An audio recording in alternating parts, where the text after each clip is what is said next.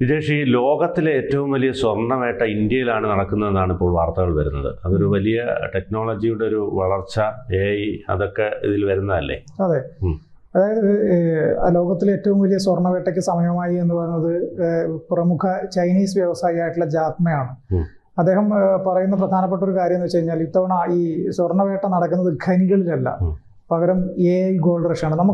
നമ്മൾ ഉപയോഗിക്കുന്ന UPI സംവിധാനം, ഇപ്പോൾ ഗൂഗിൾ പേ ആയാലും UPI ആയാലും, അതിനകത്ത് ഈ ഡിജിറ്റൽ ഗോൾഡ് എന്ന് പറഞ്ഞൊരു സംവിധാനമുണ്ട്. നമ്മളിൽ പലരും അത് വാങ്ങിക്കാറുമുണ്ട്. നമുക്ക് അതിനകത്ത് നിന്ന് തന്നെ വാങ്ങിക്കാം, അതിനകത്ത് തന്നെ വിൽക്കാം. ഗോൾഡിൻ്റെ റേറ്റ് കൂടുന്നതനുസരിച്ച് തന്നെ അതിനകത്ത് റേറ്റിൽ വ്യത്യാസം വരും, കുറയുന്നതനുസരിച്ച് അതിനകത്ത് വ്യത്യാസം വരും. ഇപ്പോൾ നമുക്ക് അതിൻ്റെ പ്രത്യേകത നമുക്ക് 10 രൂപ മുതൽ ഈ ഡിജിറ്റൽ ഗോൾഡ് വാങ്ങിക്കാം എന്നുള്ളതാണ്. അപ്പം നമുക്ക് ഗോൾഡായിട്ട്, നമ്മൾ സാധാ ഗോൾഡായിട്ട് സ്വർണ്ണമായിട്ട് തന്നെ നമുക്ക് വേണമെന്നുണ്ടെങ്കിൽ അതിൽ ഡെലിവറി എന്ന് പറഞ്ഞൊരു ഓപ്ഷൻ കൊടുത്തു കഴിഞ്ഞാൽ നമുക്ക് സ്വർണ്ണമായിട്ട് കിട്ടുകയും ചെയ്യും.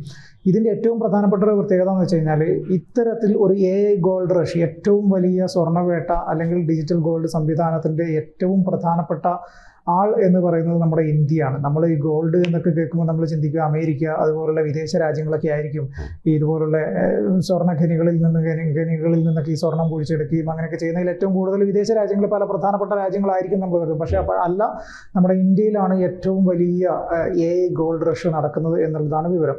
അപ്പോൾ ഇത്തവണ സ്വർണം ഖനികളിലല്ല, ക്ലൗഡിലാണ്. നമ്മൾ ഓരോന്ന് സൂക്ഷിച്ചു വെക്കുന്ന ക്ലൗഡ് ഉണ്ടല്ലോ, അതുപോലെ തന്നെ ഈ ഗൂഗിൾ പേ പോലുള്ള UPI സംവിധാനങ്ങളിൽ നിന്നുള്ള ക്ലൗഡിലാണ് ഈ ഗോൾഡ് ഖനികൾ നടക്കുന്നത്. നമ്മുടെ ഫോണുകളിലും ക്ലിക്കുകളിലുമാണ്. അതാണ് പുതിയ AI ഗോൾഡ് റഷ്. മിക്കവരും ഈ സ്വർണ്ണവേട്ടയിലെ പ്രധാന ശക്തികളായി അമേരിക്കയും ചൈനയും മാത്രമാണ് കാണുന്നത്. എന്നാൽ യാഥാർത്ഥ്യം മറ്റൊന്നാണ്. ഇന്ത്യ ശാന്തമായി പുതിയൊരു ടെക് കാലിഫോർണിയയായി മാറിക്കൊണ്ടിരിക്കുകയാണ്. അതായത് ഈ പറഞ്ഞ സ്വർണം ഖനികളിൽ നിന്ന് കുഴിച്ചെടുക്കുന്ന വലിയ വലിയ രാജ്യങ്ങളെ പോലെയല്ല, പക്ഷേ ഇന്ത്യ ഡിജിറ്റലി അതൊരു ടെക് കാലിഫോർണിയയായിട്ട് മാറുന്നു എന്നുള്ളതാണ്. അതിൻ്റെ പ്രധാന കാര്യം എന്ന് പറഞ്ഞു കഴിഞ്ഞാൽ, AI ടെക്നോളജിയൊക്കെ വന്നതിന് ശേഷം ഏറ്റവും കൂടുതൽ AI ടെക്നോളജിയൊക്കെ യൂസ് ചെയ്യുന്ന, അല്ലെങ്കിൽ അത് ഉപയോഗപ്പെടുത്തുന്ന പ്രധാന രാജ്യങ്ങളിൽ ഏറ്റവും മുൻപന്തിയിൽ നിൽക്കുന്നത് ഇന്ത്യയാണ് എന്നുള്ളതാണ് വസ്തുത. ഇതിൻ്റെ പ്രധാനപ്പെട്ട ഒരു കാര്യം, ഈ സിലിക്കൺ വാലി ഈ മിക്കവരും ഈ സ്വർണ്ണവേട്ടയിലെ പ്രധാന ശക്തികളെ അമേരിക്കയും ഇത് കാണുന്നു പറഞ്ഞല്ലോ. പക്ഷേ കണക്കുകൾ സൂചിപ്പിക്കുന്നത് ഇന്ത്യയിൽ ഏറ്റവും കൂടുതൽ കഴിഞ്ഞ കാലങ്ങളിൽ ഈ സ്വർണം, ഡിജിറ്റൽ ഗോൾഡ് അല്ലെങ്കിൽ AI ഗോൾഡ് റഷ് നടന്നിട്ടുള്ളത് ഇന്ത്യയിലാണെന്നുള്ളതിൻ്റെ കണക്കുകൾ വലിയ അന്തരം അമേരിക്കയുമായിട്ട് ചൈനയുമായിട്ടും ഉണ്ട്. പക്ഷേ മുൻകാലങ്ങളിലൊക്കെ തന്നെ ഈ ഖനികളിൽ നിന്ന് കുഴിച്ചെടുക്കുന്ന സ്വർണത്തിൻ്റെ കണക്കനുസരിച്ചാണ് അമേരിക്കയും ചൈനയും ഒക്കെയാണ് ഏറ്റവും കൂടുതൽ സ്വർണം സൂക്ഷിക്കുന്ന അല്ലെങ്കിൽ സ്വർണം സംഭരിക്കുന്ന രാജ്യങ്ങളിൽ ഒന്ന് എന്ന് പറയുന്നത്. പക്ഷേ അതിനെയൊക്കെ ഈ AI ഉപയോഗിച്ചുകൊണ്ട് മറികടക്കാൻ ഇന്ത്യക്ക് സാധിച്ചു എന്നുള്ളതാണ്. സിലിക്കൺ വാലി കോടികളുടെ മൂല്യനിർണ്ണയങ്ങൾക്ക് പിന്നാലെ ഓടുമ്പോൾ ഇന്ത്യ ഒരു ദിവസം 1 ബില്യൺ ജനങ്ങളുടെ ജീവിതത്തെ സ്പർശിക്കുന്ന ഡിജിറ്റൽ സംവിധാനങ്ങൾ കെട്ടിപ്പടുക്കുകയാണ്. ഇനി UPI എന്ന് പറഞ്ഞു കഴിഞ്ഞാൽ, ലോകത്ത് ഇങ്ങനെ ഒരു സംവിധാനം ഏറ്റവും കാര്യക്ഷമമായി അവതരിപ്പിച്ച രാജ്യം എന്ന് പറഞ്ഞാൽ നമ്മുടെ ഇന്ത്യയാണ് എന്ന് നമുക്കേറെ അഭിമാനകരമായ ഒരു കാര്യമാണ്.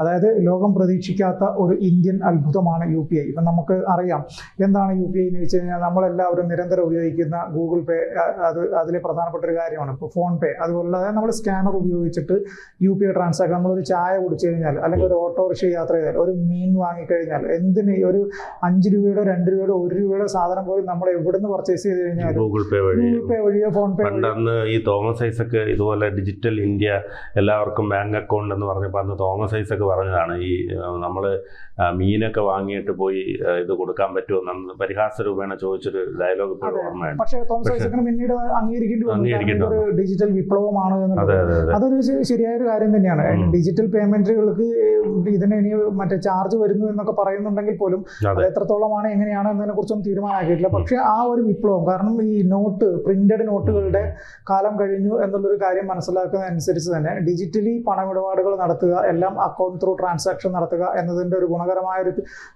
ചുവടുവയ്പ്പായിരുന്നു ഈ UPI ട്രാൻസാക്ഷൻ എന്ന് നമുക്ക് പറയാൻ പറ്റും.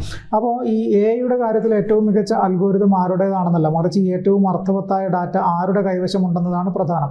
140 കോടി ജനങ്ങളുടെ ദൈനംദിന ജീവിതം, പഠനം, ഇടപാടുകൾ എന്നിവ AIയുടെ ഏറ്റവും ശക്തമായ കേന്ദ്രമായി ഇന്ത്യയെ മാറ്റിയിരിക്കുന്നു. ഈ ഗൂഗിൾ പേയ്ക്കും ആപ്പിൾ പേയ്ക്കും പോലും കഴിയാത്ത ഒരു കാര്യമാണ് ലോകത്തിന് മുമ്പിൽ ഇന്ത്യ. നമുക്ക് അറിയാം, ആദ്യം ഭീം UPI എന്ന് പറഞ്ഞിട്ടാണ് ഇന്ത്യ ആദ്യം ഒരു സംവിധാനം കൊണ്ടുവന്നത് UPIയുടെ കാര്യത്തിൽ. പിന്നീടാണ് ഈ പറഞ്ഞ ഗൂഗിൾ പേയും ഫോൺ പേയും തുടങ്ങിയ കാര്യങ്ങളെല്ലാം വരുന്നത്. ഇതാണ് അതിന്റെ ബേസ് കോർ എന്ന് പറയുന്നത് നമ്മുടെ ഭീം UPI ആണ്. അത് ചൂട് പിടിച്ചാണ് ഈ ബാക്കിയുള്ള ഇവരൊക്കെ വന്നത്. ഇനി ലോകത്തിന് മുന്നിൽ ഇന്ത്യയുടെ മറ്റൊരു അത്ഭുതം എന്ന് പറഞ്ഞാൽ സ്റ്റാർട്ടപ്പുകളാണ്. സ്റ്റാർട്ടപ്പുകളുടെ ഒട്ടകം ശക്തി എന്നാണ് പറയുന്നത്. അതായത് അമേരിക്കൻ സ്റ്റാർട്ടപ്പുകൾ യൂണിക്കോൺ, $1 ബില്യൺ മൂല്യമുള്ള സ്റ്റാർട്ടപ്പുകൾക്കാണ് യൂണിക്കോൺ എന്ന് പറയുന്നത്. സ്വപ്നം കാണുമ്പോൾ ഇന്ത്യ ഒട്ടകങ്ങളെ മരുഭൂമിയിൽ പോലും അതിജീവിക്കാൻ കഴിവുള്ള സ്റ്റാർട്ടപ്പുകൾ എന്നുള്ളതാണ്. അതായത് ഏത് സാഹചര്യത്തിലും നമുക്ക് മുന്നോട്ട് കൊണ്ടുപോകാൻ കഴിയുന്ന സ്റ്റാർട്ടപ്പുകൾ തുടങ്ങി ഇന്ത്യ വിപ്ലവം സൃഷ്ടിക്കുന്നു എന്നുള്ളതാണ് പറയുന്നത്. സാവധാനത്തിലും എന്നാൽ ശക്തമായും വളരുന്ന കുറഞ്ഞ വരുമാനമുള്ള ആളുകൾക്ക് പോലും സേവനം നൽകുന്ന സ്റ്റാർട്ടപ്പുകളാണിത്. വെറും സമ്പന്നർക്ക് വേണ്ടിയുള്ളതല്ലെന്നും ഗ്രാമീണ ജീവിതങ്ങളെയും അവരുടെ സംസാര ശൈലികളെയും മനസ്സിലാക്കണമെന്നും ഈ സ്റ്റാർട്ടപ്പുകൾ തെളിയിക്കുന്നു. അതായത് സാധാരണക്കാരന് പോലും തുടങ്ങാൻ പറ്റുന്ന രീതിയിലുള്ള സ്റ്റാർട്ടപ്പുകൾക്ക് ഇന്ത്യയിൽ സാധ്യതകളുണ്ട് എന്ന് തെളിയിച്ചിട്ടുണ്ട് എന്നാണ് പറയുന്നത്. ഇപ്പോഴും പുതിയ പുതിയ സ്റ്റാർട്ടപ്പുകൾ തുടങ്ങുന്നതിന് വേണ്ടി കേന്ദ്ര ഗവൺമെന്റുകൾ വിവിധ പദ്ധതികൾ ആവിഷ്കരിച്ചുകൊണ്ട് ഫണ്ട് ചെയ്യുന്നുണ്ട്. അതിന് വലിയ എന്താ പറയുക, നമ്മൾ പേപ്പർ വർക്കുകളോ കാര്യങ്ങളോ ഒന്നും തന്നെ വേണമെന്നില്ല. നമുക്കൊരു ഐഡിയ ഉണ്ടോ, ഒരു സ്റ്റാർട്ടപ്പ് അല്ലെങ്കിൽ പുതിയ സംവിധാനം തുടങ്ങാനുള്ള ഐഡിയ ഉണ്ടോ, ഇതെങ്ങനെ മുന്നോട്ട് കൊണ്ടുപോകും എന്നതിനെ കുറിച്ചുള്ള കൃത്യമായിട്ടുള്ള ഒരു രൂപരേഖ നമുക്കുണ്ടെങ്കിൽ അത് വ്യവസായ വകുപ്പ് വഴിയൊക്കെ നമുക്ക് സബ്മിറ്റ് ചെയ്ത് കഴിഞ്ഞാൽ സർക്കാർ അതിന് ഫണ്ട് ചെയ്യും എന്നുള്ളതാണ്. അപ്പം നമുക്ക് പൂർണ്ണമായിട്ടും നമ്മളെ സംരക്ഷിക്കാൻ, അല്ലെങ്കിൽ നമുക്ക് ഇതുപോലുള്ള സഹായം ചെയ്യാൻ വേണ്ടി സർക്കാരുകൾ ഉണ്ട് എന്നുള്ളത് നമ്മൾ കൃത്യമായിട്ട് മനസ്സിലാക്കണം. ഇനി പേയ്മെന്റുകൾ തന്നെ ഡാറ്റയാവുന്ന ഒരു കാലഘട്ടമാണ്. UPIയുടെ രഹസ്യ AI എഞ്ചിൻ. UPI ഒരു സാധാരണ പേയ്മെന്റ് സംവിധാനമല്ല. 2024 മാത്രം 10,000 കോടിയിലധികം ഡിജിറ്റൽ ഇടപാടുകൾ നടന്നു. ഓരോ QR സ്കാനും ഓരോ ഇടപാടും ഒരു ഡിജിറ്റൽ രേഖയായി മാറുന്നു. ഇത് AIയുടെ കാര്യത്തിൽ ഇന്ത്യക്ക് വലിയ മുൻതൂക്കം നൽകുന്നു. ഇന്ത്യയിലെ സ്റ്റാർട്ടപ്പുകൾ ഈ ഡാറ്റ ശക്തി ഉപയോഗിച്ച് പുതിയ സാധ്യതകൾ കണ്ടെത്തുന്നു.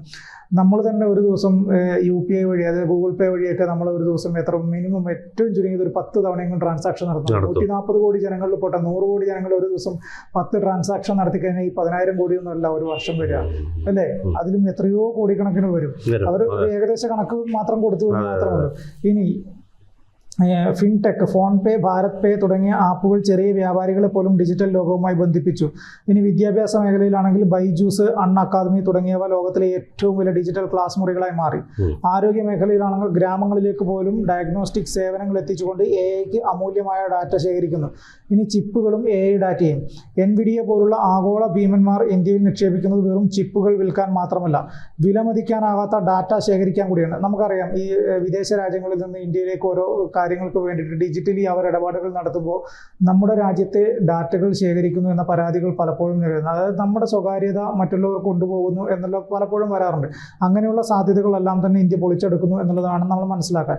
അമേരിക്കയിലെ ഏകരൂപമായ ജീവിത രീതിയോ ചൈനയിലെ സർക്കാർ നിയന്ത്രിത ഡാറ്റയോ അല്ല, മറിച്ച് ഇന്ത്യയുടെ വൈവിധ്യമാർന്ന അലങ്കോലമായ എന്നാൽ മനോഹരമായ ഡാറ്റയാണ് ലോകത്തിന് ആവശ്യം. ഇന്ത്യയുടെ UPI പോലുള്ള തുറന്ന സംവിധാനങ്ങളാണ് ഭാവി എന്ന് ജാക്മ ചൂണ്ടിക്കാട്ടുന്നു. ചൈനയുടെ WeChat പോലുള്ള അടഞ്ഞ സംവിധാനങ്ങളിൽ നിന്ന് വ്യത്യസ്തമായി നൂറുകണക്കിന് സ്റ്റാർട്ടപ്പുകൾക്ക് ഒരുമിച്ച് നവീകരണങ്ങൾ നടത്താൻ ഇത് അവസരം നൽകുന്നു. ഇനി ഇന്ത്യയുടെ പ്രത്യേകത എന്താണെന്ന് വെച്ച് കഴിഞ്ഞാൽ 99% ജനങ്ങൾക്കായുള്ള പരിഹാരങ്ങൾ.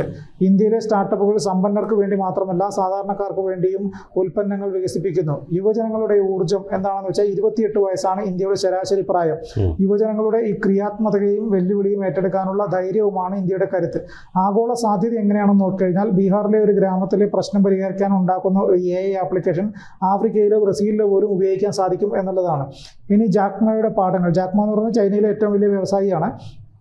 യഥാർത്ഥ പ്രശ്നങ്ങൾ പരിഹരിക്കുക, വെറും ഭംഗിയുള്ള ആശയങ്ങൾക്ക് പിന്നാലെ പോകരുത്. അരാജകത്വത്തെ അവസരമാക്കുക. ഇന്ത്യ നൽകുന്ന അതിജീവന ശേഷി വളരെ വലുതാണ്. ഒരു കുത്തക സ്ഥാപിക്കുന്നതിന് പകരം തുറന്ന ഒരു ആവാസ വ്യവസ്ഥ വളർത്തുക. യുവതലമുറയിൽ വിശ്വസിക്കുക. അവർ പരീക്ഷിക്കും, പരാജയപ്പെടും, പക്ഷേ വീണ്ടും ഉയർത്തെഴുന്നേൽക്കും. പ്രാദേശികമായി നിർമ്മിക്കുക, ആഗോളതലത്തിൽ വികസിപ്പിക്കുക. ഇന്ത്യൻ പരിഹാരങ്ങൾ ലോകമെങ്ങും പ്രവർത്തിക്കും. ഇന്ത്യയുടെ ഭാവിയുടെ ചിത്രം. ലോകത്തിൻ്റെ സാമ്പത്തിക സാങ്കേതിക കേന്ദ്രം ഓരോ ഏതാനും ദശകങ്ങൾ കൂടുമ്പോഴും മാറിക്കൊണ്ടിരിക്കുന്നു. യൂറോപ്പിൽ നിന്ന് അമേരിക്കയിലേക്കും അവിടെ നിന്ന് ചൈനയിലേക്കും ഇനി അത് ഇന്ത്യയിലേക്കാണെന്നാണ് ജാക്മ പറയുന്നത്. ലോകം ഇപ്പോഴും ഇന്ത്യയുടെ ഈ വളർച്ചയെ കുറച്ച് കാണുന്നു. എന്നാൽ അടുത്ത AI വിപ്ലവം സിലിക്കൺ വാലിയിലോ ബീജിംഗിലോ ആയിരിക്കില്ല, മറിച്ച് ബംഗളൂരു, ഹൈദരാബാദ്, പൂനെ തുടങ്ങി ഇന്ത്യൻ നഗരങ്ങളിൽ നിന്നായിരിക്കും എന്നതാണ് വസ്തുത. അപ്പോൾ നമ്മൾ മനസ്സിലാക്കേണ്ട ഒരു കാര്യം എന്ന് വെച്ച് കഴിഞ്ഞാൽ ലോകത്തിൻ്റെ പല മാറ്റങ്ങളിലും പ്രധാനപ്പെട്ട AI വിപ്ലവത്തിന് തുടക്കം കുറിക്കുന്നത് ഇന്ത്യയാണ് എന്നാണ് മനസ്സിലാക്കുന്നത്. അതിൽ മറ്റ് പ്രധാനപ്പെട്ട രാജ്യങ്ങളിലെ വലിയ വലിയ വ്യവസായികൾ പോലും അത് തിരിച്ചറിയുന്നു എന്നുള്ളതാണ് വസ്തുത.